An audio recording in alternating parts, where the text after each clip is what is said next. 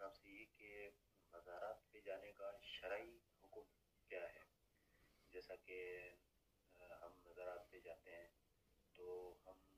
جو ہے مزارات کے سر کی طرف کھڑا ہو کے وہاں پر بوسہ لے سکتے ہیں یا نہیں، یا ہم وہاں پر ہاتھ لگا سکتے ہیں یا نہیں، یہ اور بھی مطلب جو بھی ہمارا عقیدہ ہمارا، ہم اہل سنت کے نزدیک تو مزارات پہ جانا سنت ہے، لیکن ہم وہ کس طرح ہم وہاں جا کے دعا مانگیں، جیسا کہ ہم وہاں بیٹھ کے کوئی نفل ادا کریں یا پھر اس کے پاؤں کی طرف کھڑے ہو کے وہاں پر دعا مانگیں، یا پھر فرسٹ پاؤں کو جیسا ماتھا ٹھیکیں، یا پھر وہاں پر کوئی بوسہ لے یا ہاتھ لگا کے ہاتھ کو دوبارہ چوم لیں، تو اس طرح کون سا طریقہ جائز ہے؟ السلام علیکم رحمۃ اللہ وبرکاتہ۔ بھائی آپ نے سوال کیا کہ مزارات پہ جانا جو ہے وہ کیسا، پھر وہاں پہ کون سا طریقہ استعمال کیا جائے۔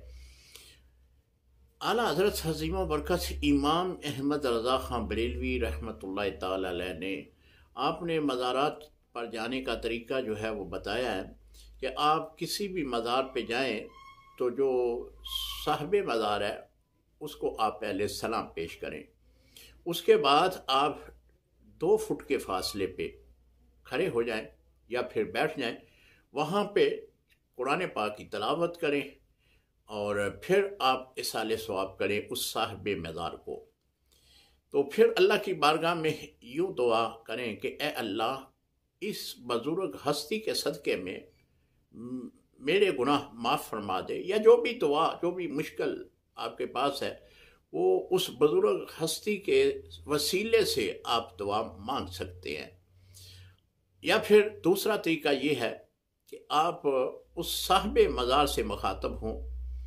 اور ان کو یہ بات عرض کریں کہ اے اللہ والے، میں آپ کے پاس آیا ہوں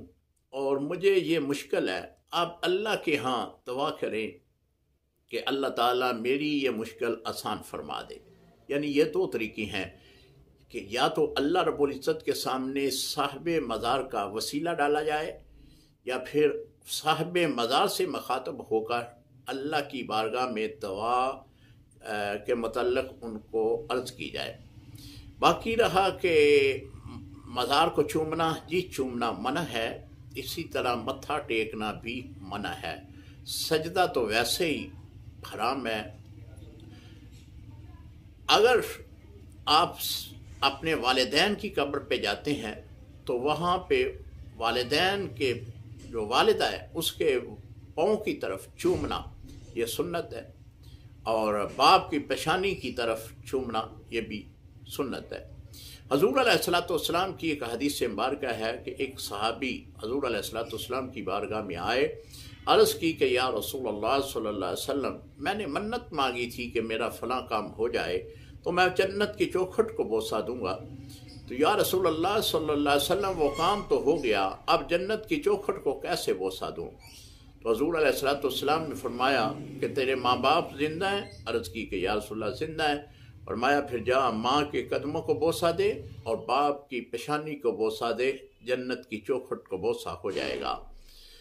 تو قریب ایک صحابی بیٹھے تھے، عرض کی کہ یا رسول اللہ جس کے والدین نہ ہوں، تو آپ نے فرمایا کہ وہ والدین کے قبروں پہ چلے جائے اور والدہ کے پاؤں کی طرف بوسہ دے، باپ کی پیشانی کی طرف بوسہ دے، تو اسے جنت کی چوکھٹ پر بوسہ دینے جتنا ثواب ملے گا۔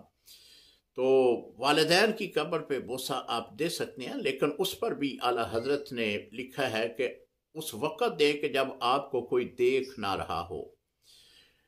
اگر کوئی دیکھ رہا ہوگا تو وہ یہ سمجھے گا کہ یہ قبر کو سجدہ کر رہا ہے، لہٰذا اس فتنے سے بچنے کے لیے آپ اس وقت کا انتخاب کریں جب آپ قبروں پر اکیلے ہوں، تو اس وقت آپ بوسہ والدین کی قبر کو دے سکتے ہیں، یا کوئی بھی بزرگ ہستی ہے ان کی قبروں کو بوسہ اس صورت میں دے سکتے ہیں جس طرح میں نے عرض کی ہے۔ السلام علیکم ورحمۃ اللہ وبرکاتہ۔